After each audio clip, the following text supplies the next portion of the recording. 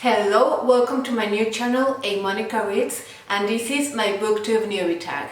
So I'm curious to know if any of you have a Booktube channel, please let me know in the comments below. And if you don't have a Booktube channel, please let me know if you have ever thought of opening a Booktube channel.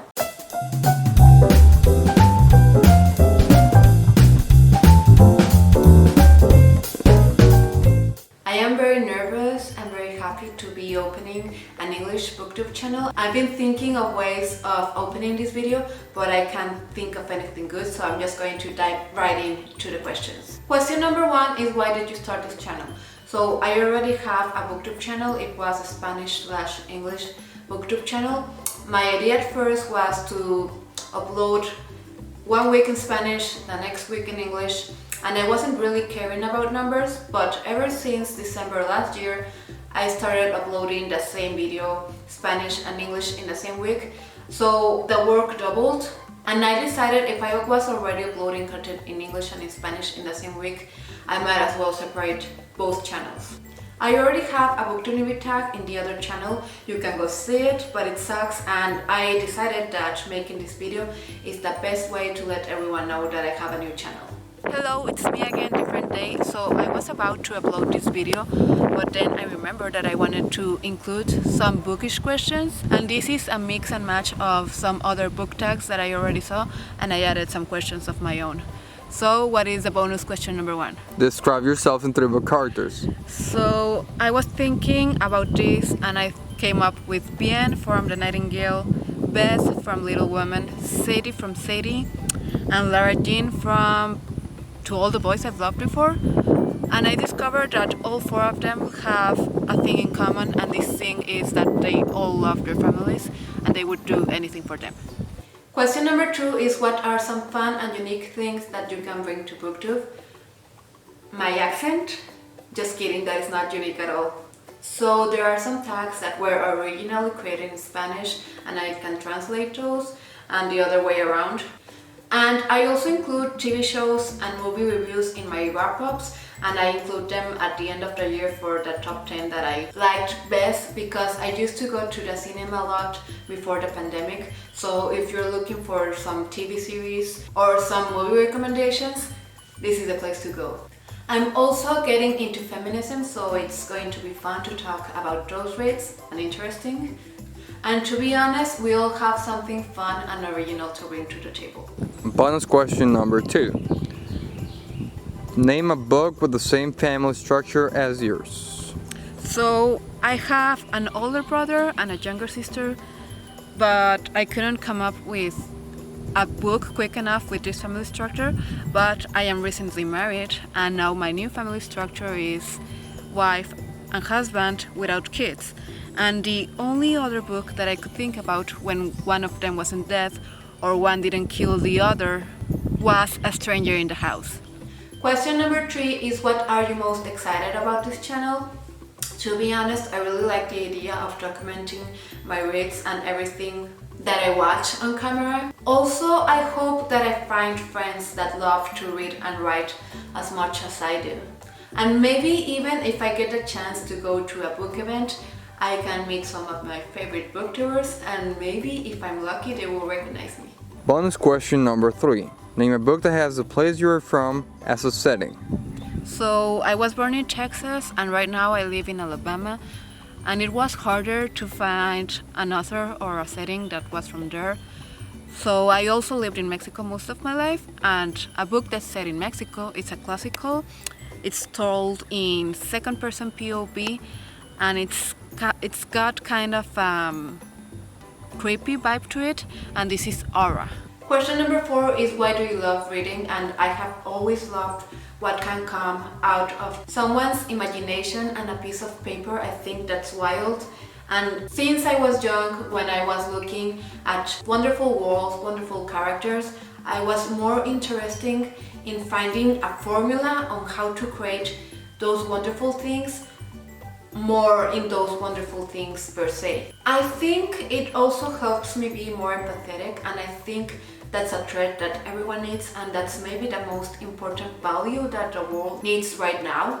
And also, if you couldn't tell, I would love to write a book one day. That's one of my biggest dreams.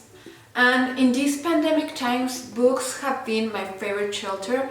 I have never really gotten quite the idea of the escapism of it, and I'm not an anxious person, but this gets to everyone, and books were really my safe haven in this situation. Bonus question number 4. What is your favorite season?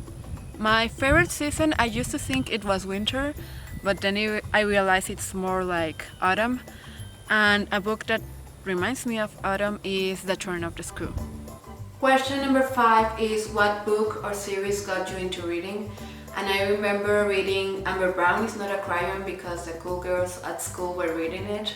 You should know that my reading slumps lasted years. I would read one book here and one book there, but they didn't really leave an impression on me until I read Harry Potter. I only got until book 3 before I got to high school, and then I was too busy for reading. I already have the box set and I'm planning on reading those soon. I also devoured the Twilight books before the movies hit theaters, and I didn't think it was bad, but I also didn't get the hype of it, so I was kind of between the middle. I was like, meh. Bonus question number 5.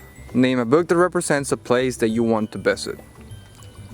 Okay, a place that I want to visit, it's Ireland. And I know the movie was set in the United States, but actually P.S. I Still Love You is set in Dublin, so that would be my answer. Question number 6 is what questions would you ask your favorite booktubers? And to be honest, I cannot think of anything good. Just probably how are they doing, if they're taking care of themselves, how are they coping with the situation, and maybe some technical questions just in the hopes of making my life easier. Bonus question number 6. What book have you been procrastinating on reading? I wanted to read the Harry Potter books, but when I got into high school, I stopped at book number 3, and then my husband gave me the box set 2 years ago. And yeah, I've been procrastinating it, but it's happening this year, I swear. Question number 7 is what challenges do you think starting a booktube channel will be the hardest to overcome? So right now with this only English channel, I think the most challenging thing will be if I can really adapt into only English booktube, because English booktube and Spanish booktube are very different. For example, English booktube loves long videos, book hauls, and reading blogs, while Spanish booktube loves short videos, straight to the point, with nice editing and maybe a song in the background. Bonus question number 7. What is your favorite fandom that is not bookish?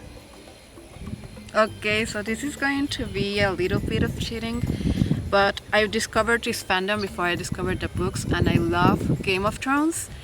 And to balance it a little bit, I also like the Marvel movies, but I have only watched almost every movie only once, and the Star Wars movies, I have only watched them once, so that's why I am counting Game of Thrones, because I can watch it every time. Which comics are technically books, so... Question number 8 is when did you start reading? So I already kind of answered that. When I got into the Amber Brown books, I was in between 6 and 8. And then I read a book here and there. I think this is because I wanted to understand everything in a book. If I didn't understand something, I got really frustrated. So my solution for that is to only read books that will get a movie adaptation. If I didn't understand anything in the book, I would go to the adaptation and hopefully understand it better. And after that, I read a self-published book in 2017, and I haven't stopped reading since then. Bonus question number 8. What is your Howard's house, and recommend a book that reminds you of that house? So since I haven't read the Harry Potter books, I've been waiting until I read that part in the first books until I make my Pottermore quiz. But I think and I hope that I'm a Hufflepuff, and I think The Little Prince is a very Hufflepuff book, so that will be my answer. Question number 9 is where do you read? Honestly, it's shorter to say where I don't read, but I can't think of anywhere. I listen to audiobooks while I'm driving, while I'm cleaning. I've listened to audiobooks in the shower, I love to read in my bed, in the living room, while taking a walk in between dead times. So yeah, I think it's safe to say that almost everywhere. Question number 10 is, what kind of books do you like to read?